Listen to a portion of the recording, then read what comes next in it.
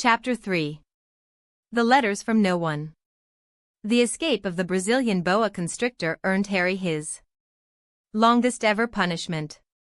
By the time he was allowed out of his cupboard again, the summer holidays had started and Dudley had already broken his new cine camera, crashed his remote control aeroplane and, first time on his racing bike, knocked down old Mrs. Figg as she crossed Privet Drive on her crutches. Harry was glad school was over, but there was no escaping Dudley's gang, who visited the house every single day. Piers, Dennis, Malcolm and Gordon were all big and stupid, but as Dudley was the biggest and stupidest of the lot, he was the leader. The rest of them were all quite happy to join in Dudley's favorite sport, Harry hunting. This was why Harry spent as much time as possible out of the house, wandering around and thinking about the end of the holy days, where he could see a tiny ray of hope. When September came, he would be going off to secondary school and, for the first time in his life, he wouldn't be with Dudley. Dudley had a place at Uncle Vernon's old school, Smeltings. Piers Polkiss was going there, too. Harry, on the other hand, was going to Stonewall High, the local comprehensive. Dudley thought this was very funny. They stuff people's heads down the toilet first day at Stonewall, he told Harry. Want to come upstairs and practice? No thanks, said Harry. The poor toilets never had anything as horrible as your head down it, it might be sick. Then he ran before Dudley could work out what he'd said. One day in July, Aunt Petunia took Dudley to London to buy his Smeltings uniform, leaving Harry at Mrs. Figg's. Mrs. Figg wasn't as bad as usual. It turned out she'd broken her leg tripping over one of her cats and she didn't seem quite as fond of them as before. She let Harry watch television and gave him a bit of The Letters from No One. 29. Chocolate cake that tasted as though she'd had it for several years. That evening, Dudley paraded around the living room for the family in his brand new uniform. Smeltings boys wore maroon tailcoats, orange knickerbockers, and flat straw hats called boaters. They also carried knobbly sticks, used for hitting each other while the teachers weren't looking. This was supposed to be good training for later life. As he looked at Dudley in his new knickerbockers, Uncle Vernon said gruffly that it was the proudest moment of his life. Aunt Petunia burst into tears and said she couldn't believe it was her ickle Dudleykins, he looked so handsome and grown up. Harry didn't trust himself to speak. He thought too of his ribs might already have cracked from trying not to laugh. There was a horrible smell in the kitchen next morning when Harry went in for breakfast. It seemed to be coming from a large metal tub in the sink. He went to have a look. The tub was full of what looked like dirty rags swimming in gray water. What's this? He asked Aunt Petunia. Her lips tightened as they always did if he dared to ask a question. Your new school uniform, she said. Harry looked in the bowl again. Oh, he said. I didn't realize it had to be so wet. Don't be stupid, snapped Aunt Petunia. I'm dyeing some of Dudley's old things gray for you. It'll look just like everyone else's when I've finished. Harry seriously doubted this, but thought it best not to argue. He sat down at the table and tried not to think about how he was going to look on his first day at Stonewall High, like he was wearing bits of old elephant skin, probably. Dudley and Uncle Vernon came in, both with wrinkled noses, because of the smell from Harry's new uniform. Uncle Vernon opened his newspaper as usual and Dudley banged his Smeltings stick, which he carried everywhere, on the table. They heard the click of the letterbox and flop of letters on the doormat. Get the post, Dudley, said Uncle Vernon from behind his paper. Make Harry get it. Get the post, Harry. Make Dudley get it. 30. Harry Potter. Poke him with your smelting stick, Dudley. Harry dodged the smelting stick and went to get the post. 3 things lay on the doormat: a postcard from Uncle Vernon's sister Marge, who was holidaying on the Isle of Wight, a brown envelope that looked like a bill, and a letter for Harry. Harry picked it up and stared at it, his heart twanging like a giant elastic band. No one, ever, in his whole life, had written to him. Who would? He had no friends, no other relatives, he didn't belong to the library, so he'd never even got rude notes asking for books back. Yet here it was, a letter, addressed so plainly there could be no mistake. Mr. H. Potter. The cupboard under the stairs. 4, Privet Drive. Little Whinging, Surrey. The envelope was thick and heavy, made of yellowish parchment. And the address was written in emerald green ink. There was no stamp. Turning the envelope over, his hand trembling, Harry saw a purple wax seal bearing a coat of arms, a lion, an eagle, a badger, and a snake surrounding a large letter H. "Hurry up, boy," shouted Uncle Vernon from the kitchen. "What are you doing, checking for letter bombs?" He chuckled at his own joke. Harry went back to the kitchen, still staring at his letter. He handed Uncle Vernon the bill and the postcard, sat down and slowly began to open the yellow envelope. Uncle Vernon ripped open the bill, snorted in disgust and flipped over the postcard. "Marge is ill," he informed Aunt Petunia. "Ate a funny whelk." "Dad," said Dudley suddenly. "Dad, Harry's got something." Harry was on the point of unfolding his letter, which was writ 10 on the same heavy parchment as the envelope, when it was jerked sharply out of his hand by Uncle Vernon. "That's mine," said Harry, trying to snatch it back. "Who'd be writing to you?" sneered Uncle Vernon, shaking the letter open with one hand and glancing at it. His face went from the letters from no one. 31. Red to green faster than a set of traffic lights. And it didn't stop there. Within seconds it was the grayish-white of old porridge. "P.P. Petunia," he gasped. Dudley tried to grab the letter to read it, but Uncle Vernon held it high out of his reach. Aunt Petunia took it curiously and read the first line. For a moment it looked as though she might faint.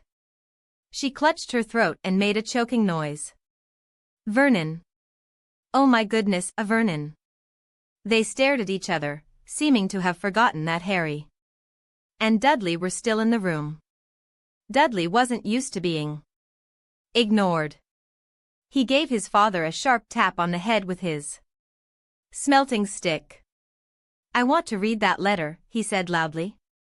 "I want to read it," said Harry furiously, "as it's mine." "Get out, both of you," croaked Uncle Vernon, stuffing the letter back inside its envelope. Harry didn't move. "I want my letter," he shouted. "Let me see it," demanded Dudley. "Out," roared Uncle Vernon, and he took both Harry and Dudley by the scruffs of their necks and threw them into the hall, slamming the kitchen door behind them. Harry and Dudley promptly had a furious but silent fight over who would listen at the keyhole. Dudley won, so Harry, his glasses dangling from one ear, lay flat on his stomach to listen at the crack between door and floor. "Vernon," Aunt Petunia was saying in a quivering voice, "look at the address. How could they possibly know where he sleeps?" "You don't think they're watching the house?" "Watching, spying, might be following us," muttered Uncle Vernon wildly. "But what should we do, Vernon? Should we write back? Tell them we don't want?" Harry could see Uncle Vernon's shiny black shoes pacing up and down the kitchen. No, he said finally. No, we'll ignore it. If they don't get in. Answer, yes, that's best, we won't do anything. But I'm not having one in the house, Petunia. Didn't we swear? When we took him in we'd stamp out that dangerous nonsense? 32. Harry Potter. That evening when he got back from work, Uncle Vernon did something he'd never done before. He visited Harry in his cupboard. "Where's my letter?" said Harry, the moment Uncle Vernon had squeezed through the door. "Who's writing to me?" "No one." "It was addressed to you by mistake," said Uncle Vernon shortly. "I have burned it." "It was not a mistake," said Harry angrily. "It had my cupboard on it." "Silence," yelled Uncle Vernon, and a couple of spiders fell from the ceiling. He took a few deep breaths and then forced his face into a smile, which looked quite painful. Yes, Harry, about this cupboard. Your aunt and I have been thinking, you're really getting a bit big for it. We think it might be nice if you moved into Dudley's second bedroom." "Why?" said Harry. "Don't ask questions," snapped his uncle. "Take this stuff upstairs, now." The Dursleys' house had 4 bedrooms, one for Uncle Vernon and Aunt Petunia, one for visitors, usually Uncle Vernon's sister Marge, one where Dudley slept and one where Dudley kept all the toys and things that wouldn't fit into his first bedroom. It only took Harry one trip upstairs to move everything he owned from the cupboard to this room. He sat down on the bed and stared around him. Nearly everything in here was broken. The month-old Cine camera was lying on top of a small, working tank Dudley had once driven over next door's dog. In the corner was Dudley's first ever television set, which he'd put his foot through when his favorite program had been cancelled. There was a large bird cage which had once held a parrot that Dudley had swapped at school for a real air rifle, which was up on a shelf with the end all bent because Dudley had sat on it. Other shelves were full of books. They were the only things in the room that looked as though they'd never been touched. From downstairs came the sound of Dudley bawling at his mother, "I don't want him in there. I need that room, make him get out." Harry sighed and stretched out on the bed. Yesterday he'd have given anything to be up here. Today he'd rather be back in his cupboard with that letter than up here without it. Next morning at breakfast, everyone was rather quiet. Dudley was. The letters from no one. 33. In shock. He'd screamed, whacked his father with his smeltings stick, been sick on purpose, kicked his mother and thrown his tortoise through the greenhouse roof, and he still didn't have his room back. Harry was thinking about this time yesterday and bitterly wishing he'd opened the letter in the hall. Uncle Vernon and Aunt Petunia kept looking at each other darkly. When the post arrived, Uncle Vernon, who seemed to be trying to be nice to Harry, made Dudley go and get it. They heard him banging things with his smelting stick all the way down the hall. Then he shouted, "There's another one. Mr. H. Potter, the smallest bedroom, 4, Privet Drive." With a strangled cry, Uncle Vernon leapt from his seat and ran down the hall, Harry right behind him. Uncle Vernon had to wrestle Dudley to the ground to get the letter from him, which was made difficult by the fact that Harry had grabbed Uncle Vernon around the neck from behind. After a minute of confused fighting, in which everyone got hit a lot by the smelting stick, Uncle Vernon straightened up, gasping for breath, with Harry's letter clutched in his hand. "Go to your cupboard, I mean, your bedroom," he wheezed at Harry. "Dudley, go, just go." Harry walked round and round his new room. Someone new. He had moved out of his cupboard and they seemed to know he hadn't received his first letter. Surely that meant they'd try again? And this time he'd make sure they didn't fail. He had a plan. Asterisk. The repaired alarm clock rang at 6 o'clock the next morning. Harry turned it off quickly and dressed silently. He mustn't wake the Dursleys.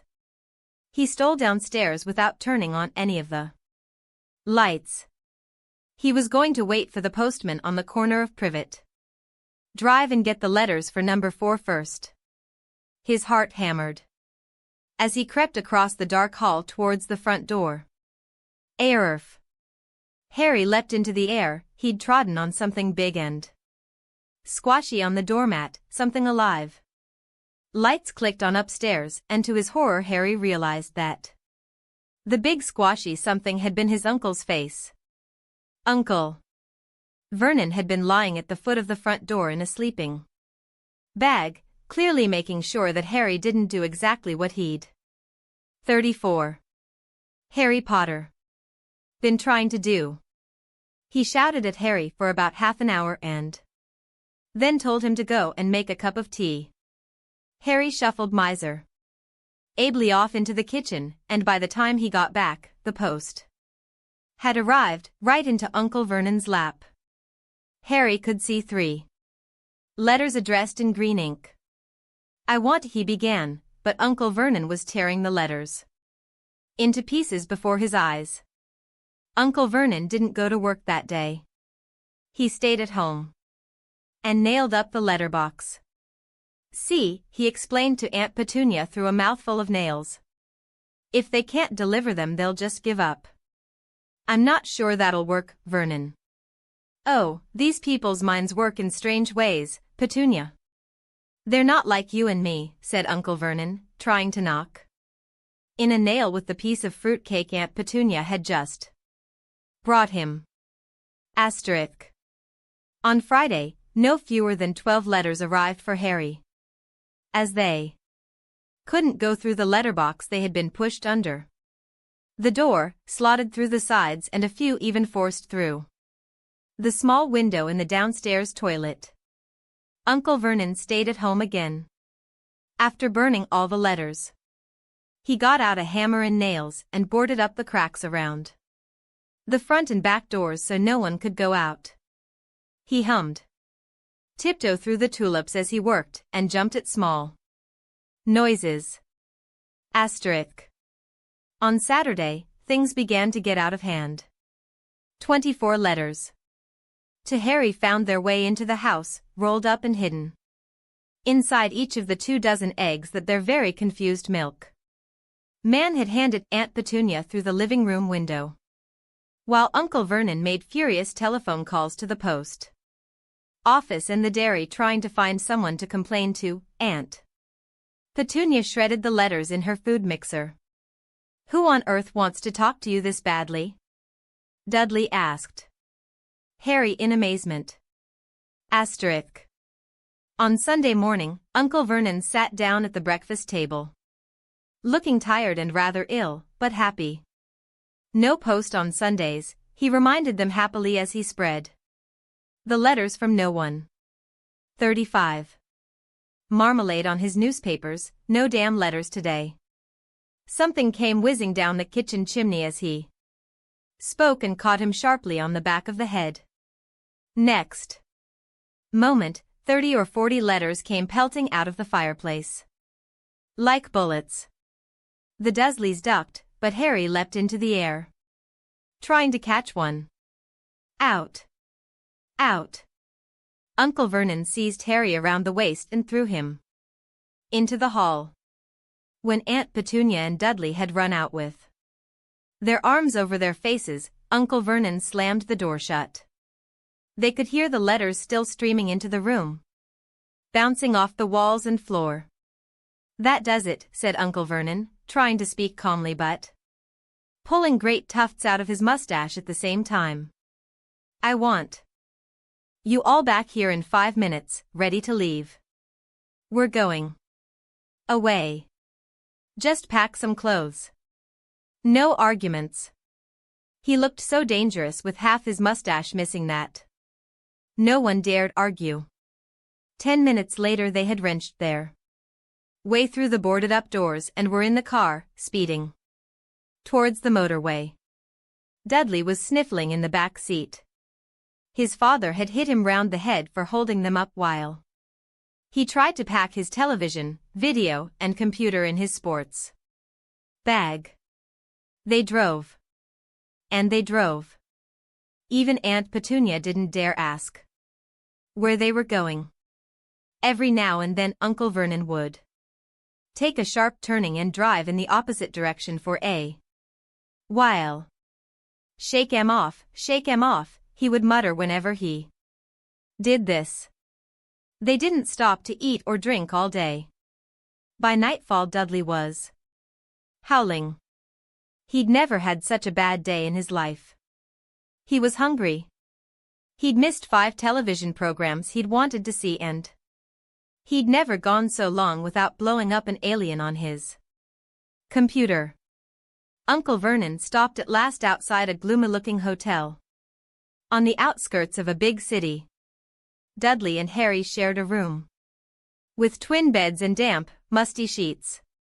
Dudley snored but Harry stayed awake, sitting on the windowsill, staring down at the lights of passing cars and wondering. 36. Harry Potter. They ate stale cornflakes and cold tinned tomatoes on toast for breakfast next day. They had just finished when the owner of the hotel came over to their table. "Excuse me, but is one of you Mr. H. Potter? Only I got about an hundred of these at the front desk." She held up a letter so they could read the green ink address. Mr. H. Potter. Room 17.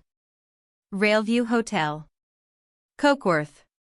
Harry made a grab for the letter but Uncle Vernon knocked his hand out of the way. The woman stared.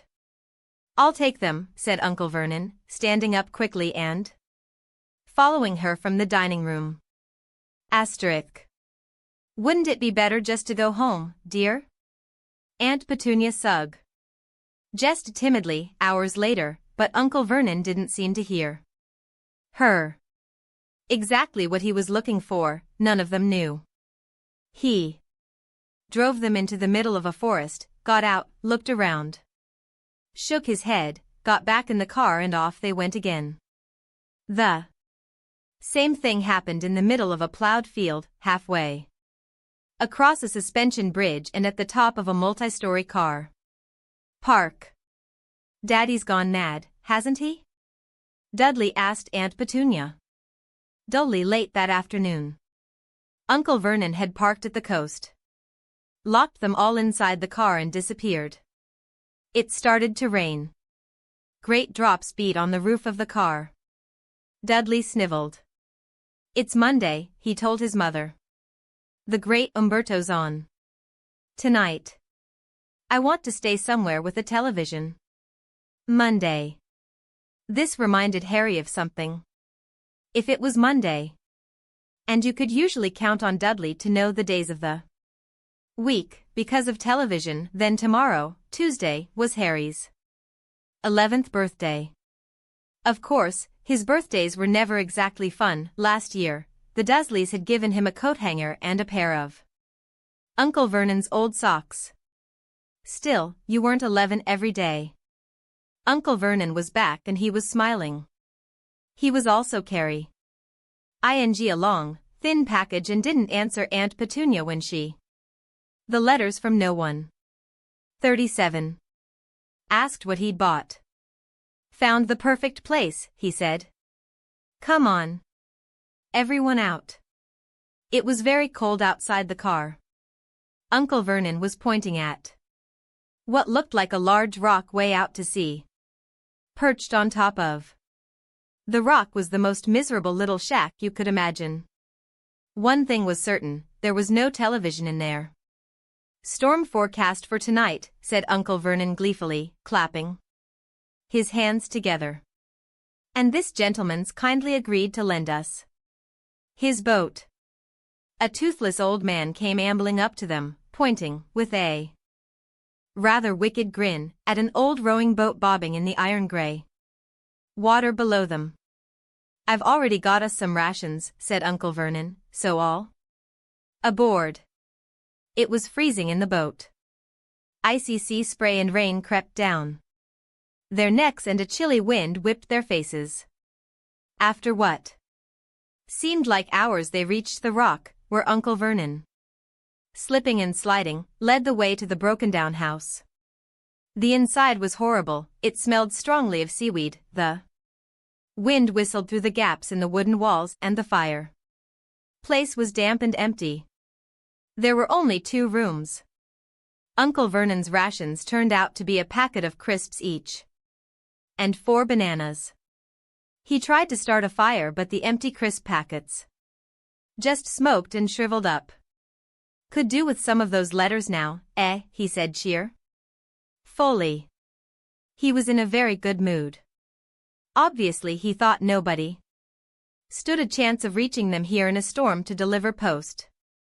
Harry privately agreed, though the thought didn't cheer him up at all. As night fell, the promised storm blew up around them.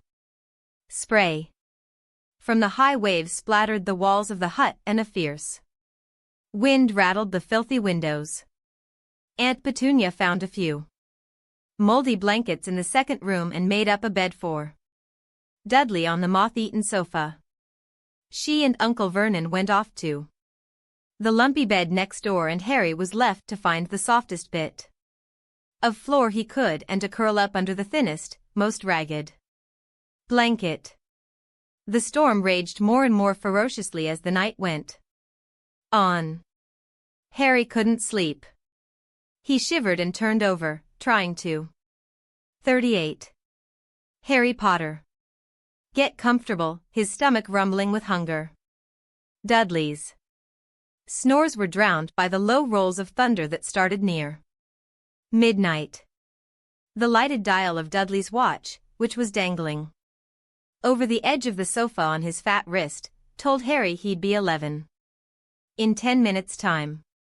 He lay and watched his birthday tick nearer, wondering if the Dursleys would remember it all, wondering where the letter writer was now. 5 minutes to go. Harry heard something creak outside. He hoped the roof wasn't going to fall in, although he might be warmer if it did. 4 minutes to go. Maybe the house in Privet Drive would be so full of letters when they got back that he'd be able to steal one somehow. 3 minutes to go. Was that the sea slapping hard on the rock like that? And 2 minutes to go. What was that funny crunching noise? Was the rock crumbling into the sea? 1 minute to go and he'd be 11. 30 seconds, 20. 10, 9. Maybe he'd wake Dudley up, just to annoy him. 3, 2, 1. Boom. The whole shack shivered and Harry sat bolt upright, staring at the door. Someone was outside, knocking to come in. "Thank you very much,"